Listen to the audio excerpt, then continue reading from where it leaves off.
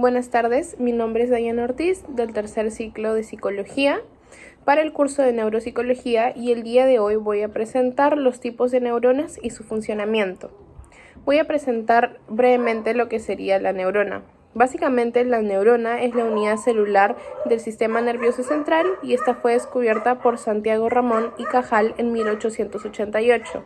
Esta se divide en 6 partes: el citón o soma o cuerpo celular, el núcleo, el citoplasma, las dendritas, el axón y la membrana plasmática o plasmalema. Funcionalmente existen 3 tipos de neuronas y estas se dividen en neurona motora, neurona sensorial y neurona interneurona. Ahora pasaremos a explicar la neurona motora. Esta es mi maqueta de la neurona motora y como mencioné anteriormente, este vendría a ser el axón, este vendría a ser el núcleo y estas prolongaciones son las dendritas. La neurona motora también es conocida como neurona motriz o neurona eferente y es un tipo de célula nerviosa que se encarga de transmitir señales eléctricas desde el sistema nervioso central hacia los músculos o glándulas del cuerpo. La neurona motora es esencial para la generación de movimientos y respuestas corporales y su funcionamiento es fundamental para la supervivencia y bienestar del organismo. Cuando una señal eléctrica llega al soma de la neurona motora, esta se encarga de integrar la información recibida y generar una respuesta adecuada. En los terminales nerviosos, la señal eléctrica se transforma en una señal química, también llamado neurotransmisor, que es liberada entre el espacio de la neurona motora y la célula muscular, y el neurotransmisor se une a receptores específicos situados en la membrana de la célula muscular, generando una respuesta eléctrica, que finalmente produce la contracción o relajación del músculo o de la secreción de la glándula. En resumen, la neurona motora es responsable de transmitir señales eléctricas desde el sistema nervioso central hacia los músculos o glándulas del cuerpo, así permitiendo su contracción o relajación y generando también los movimientos y las respuestas corporales. Tenemos los ejemplos del funcionamiento de la neurona motora. Esto sería la contracción muscular. En este caso, cuando una neurona motora se activa por una señal eléctrica, esta se propaga a través del axón de la neurona hasta llegar a la terminación nerviosa en el músculo correspondiente. Entonces la neurona libera neurotransmisores como la acetilcolina, que se unen a los receptores en la membrana del músculo, así provocando la contracción muscular. Otro ejemplo de este sería el control del movimiento voluntario. Las neuronas motoras son responsables de transmitir señales desde el cerebro hacia los músculos para así poder controlar el movimiento voluntario del cuerpo, como por ejemplo cuando alguien decide levantar un objeto. Las neuronas motoras en la corteza cerebral envían señales a través del sistema nervioso para poder así coordinar la contracción de los músculos necesarios para levantar los brazos, las manos y los dedos. Otro ejemplo también serían los reflejos. Las neuronas motoras también están involucradas en la generación de reflejos, de respuestas automáticas y rápidas del sistema nervioso ante estímulos específicos. Por ejemplo, cuando tocas algo caliente, las neuronas motoras que se encuentran en la médula espinal pueden activar rápidamente los músculos para así retirar la mano de manera reflejo y protegerla del daño. Otro ejemplo sería el control del tono muscular. Mantener un tono muscular es adecuado e importante para mantener la postura y estabilidad. Entonces las neuronas motoras ajustan el tono muscular mediante la activación de grupos musculares específicos en momentos adecuados. Y el último ejemplo sería la coordinación motora. Las neuronas motoras son las que trabajan en conjunto para poder coordinar la actividad muscular y generar movimientos suaves y coordinados, como por ejemplo cuando alguien camina. Las neuronas motoras que se encuentran en el cerebro y en la médula espinal y también en los músculos de las piernas son las que trabajan en conjunto para poder coordinar así la secuencia de contracciones y relajaciones musculares, las cuales son necesarias para caminar eficientemente. Ahora hablaremos de la neurona sensorial. Esta es mi maqueta de la neurona sensorial. Podemos ver el núcleo, las dendritas y el axón. Bueno, la neurona sensitiva, esta también es conocida como neurona aferente, a diferencia de la neurona motora que es conocida como eferente. Y esta es un tipo de célula nerviosa que transmite señales eléctricas de los receptores sensoriales del cuerpo, como lo son los receptores del tacto, de la temperatura, la presión, el dolor, la vibración, etc., hacia el sistema nervioso central.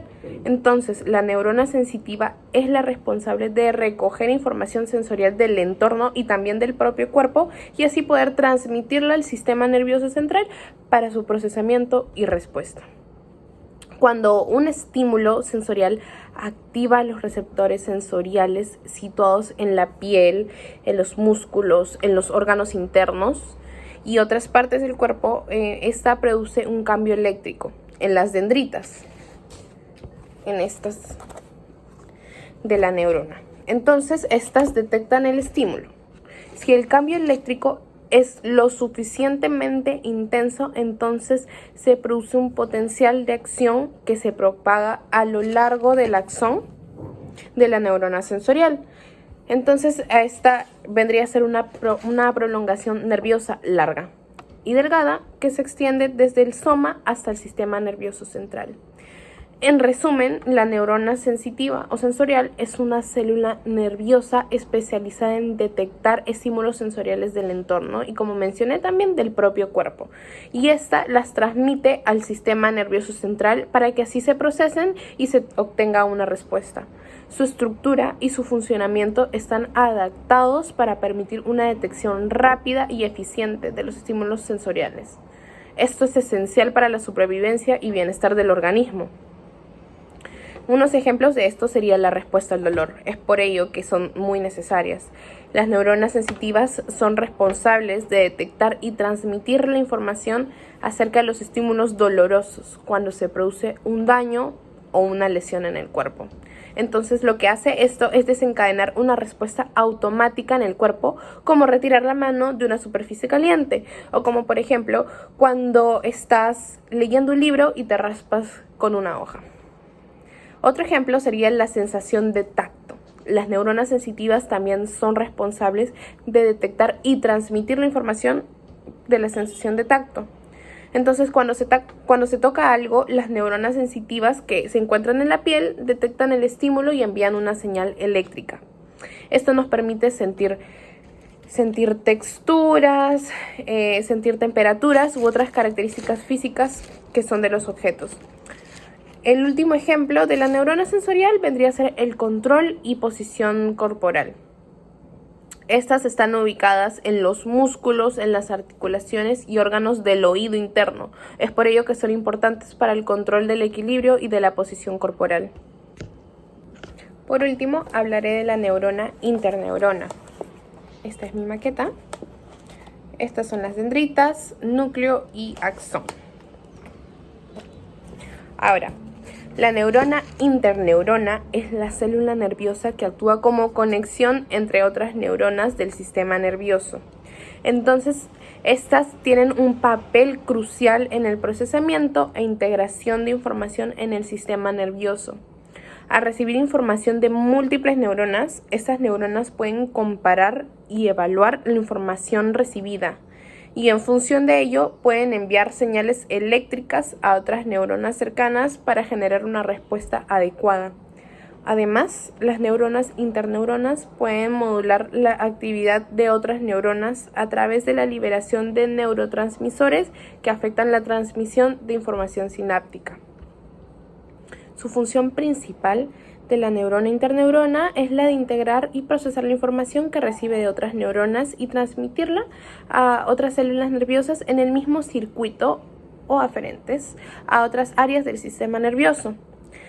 Estas no se conectan directamente con los receptores sensoriales ni con los músculos efectores, sino que se encuentran en el sistema nervioso central y forman conexiones sinápticas con otras neuronas cercanas. Unos ejemplos de esta neurona serían los reflejos. Estas son responsables de conectar, como mencioné, las neuronas sensitivas con las neuronas motoras en el sistema nervioso, las mencionadas anteriormente. Entonces, esto permite que se comuniquen entre sí. Como por ejemplo cuando vas al médico. Este realiza el reflejo de la rodilla en un paciente. Con un martillito te golpea la rodilla. Entonces, las neuronas sensitivas detectan lo que sería el estiramiento del tendón y envían una señal a través de las neuronas interneuronas en la médula espinal, las cuales a su vez activan las neuronas motoras en el músculo para que se produzca la contracción reflejo. Ahora también tenemos como ejemplo el procesamiento de información. Las neuronas interneuronas son muy importantes para procesar y transmitir la información dentro del sistema nervioso central, como por ejemplo cuando una persona está aprendiendo. Las neuronas interneuronas en el cerebro se encargan de conectar y fortalecer las conexiones neuronales necesarias para almacenar esa información a largo plazo y así poder aprender algo nuevo y que se quede en la memoria. Y por último, también tenemos como ejemplo el control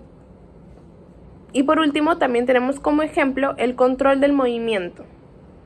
Estas neuronas se encuentran en la médula espinal y actúan como intermediarios de las neuronas motoras superiores e inferiores. Las neuronas interneuronas son las que procesan la información sensorial y motora y también la ajustan la actividad de las neuronas motoras para controlar la fuerza, el ritmo y la coordinación del movimiento. Básicamente, la neurona interneurona se encarga de comunicar a la neurona sensorial con la neurona motora. Eso sería todo por mi exposición del día de hoy. Muchas gracias.